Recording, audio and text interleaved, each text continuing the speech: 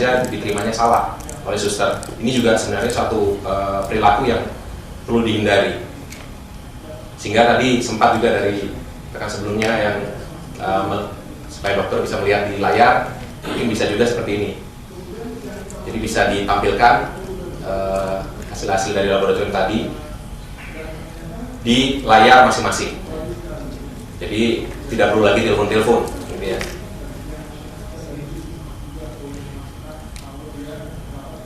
Lalu juga ini adalah hal yang penting juga disyaratkan oleh akreditasi, bahwa kita harus bisa men-trace back, begitu ya, sebenarnya apa saja yang terjadi dari order terhadap pasien tersebut.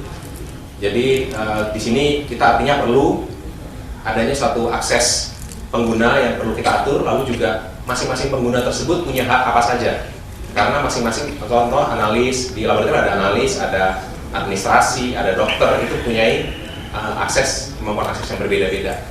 Tujuannya nanti untuk security dan tentu saja penelusuran data.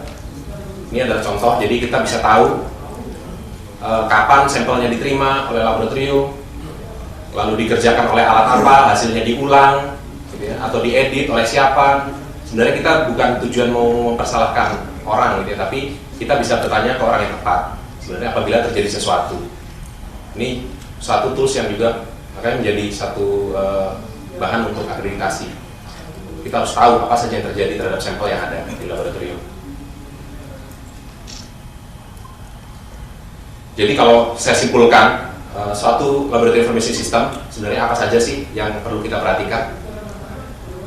Pertama adalah satu sistem identifikasi pasien yang baik. Ini penting sekali karena kesalahan ini seringkali kita tidak pernah tahu, tidak kita sadari, ujung-ujungnya aja nanti kita tahu hasilnya salah gitu. Sudah kadung, sudah terlambat gitu. Ini bisa menerapkan suatu registrasi yang baik, di mana rekam medis dikelola juga dengan baik. Jangan sampai terjadi pendobelan ataupun contoh juga untuk kasus pasien bayi tadi juga segeralah dibuat nomor rekam medisnya supaya jangan tertukar dengan ibu, gitu ya. Lalu juga penggunaan sistem barcode ini juga sangat membantu karena identifikasi pasiennya ini tercetak, tidak ditulis tangan lagi, dan juga alat-alat yang ada juga nanti bisa membaca langsung sampel dari yang kita tempeli barcode tadi. Jadi tidak perlu penginputan ulang. Juga dengan menggunakan sistem barcode ini sebenarnya ini bukan hanya patient safety, tapi juga analis safety gitu. Karena kontaminasi, adanya kemungkinan kontaminasi karena pemindahan sampel itu ke kap-kap ini bisa dikurangi. Jadi menggunakannya langsung dari tabung yang tertempel barcode untuk dijalankan di alat. Lalu juga ini juga menjadi satu syarat mutlak bahwa koneksi dengan alat-alat laboratorium itu juga harus ada. Karena alat-alat sekarang sudah semakin canggih, semakin cepat. Kita bisa bayangkan alat segede-gede begitu ya, besar sekali, kemampuan kecepatan throughputnya tinggi sekali, tapi pekerjaannya masih manual. Kita masuk sampel, kita input pasiennya siapa, input tesnya ini kita harus hindari. Jadi koneksi dengan alat-alat laboratorium merupakan syarat mutlak juga. Tools untuk membantu pengambilan keputusan juga perlu ada, seperti tadi ada kumulatif gitu ya, adanya QC, jadi untuk memastikan bahwa alat-alat yang baik, alat-alat pekerjaan yang baik, tools-tools ini harus ada.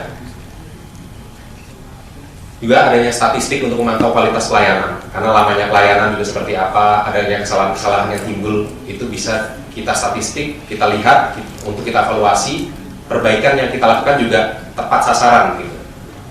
Apakah SDM-nya harus di-training ulang gitu ya, atau harus mengganti alat atau mengganti tabung, jenis tabung seperti itu. Juga dengan menerapkan suatu validasi berjenjang. Jadi bukan hanya langsung hasil keluar langsung kita berikan. Jadi harus ada orang-orang yang tepat yang untuk memastikan bahwa hasil tersebut sebelum diberikan pada pasien adalah hasil yang benar. Lalu yang terakhir adalah adanya audit trail. Jadi untuk melacak sampel-sampel tersebut sebenarnya apa saja yang terjadi di sana. Jadi salah satu tujuan ini, salah satu akreditasi GCI. Ini memang isu patient safety ini bukan hanya dari global ya, tapi juga pemerintah kita juga menerapkannya juga dalam regulasi yang ada. Jadi dengan akreditasi sebenarnya kita memastikan bahwa kualitas pelayanan dari rumah sakit ini memiliki kualitas yang memenuhi standar, dan tujuan akhir adalah pasien yang bisa di treatment dengan baik. Jadi pasiennya happy, rumah sakit juga happy karena pelayanannya bisa semaksimal mungkin. Terima kasih. Mungkin demikian pengalaman yang bisa kami share dari selama ini.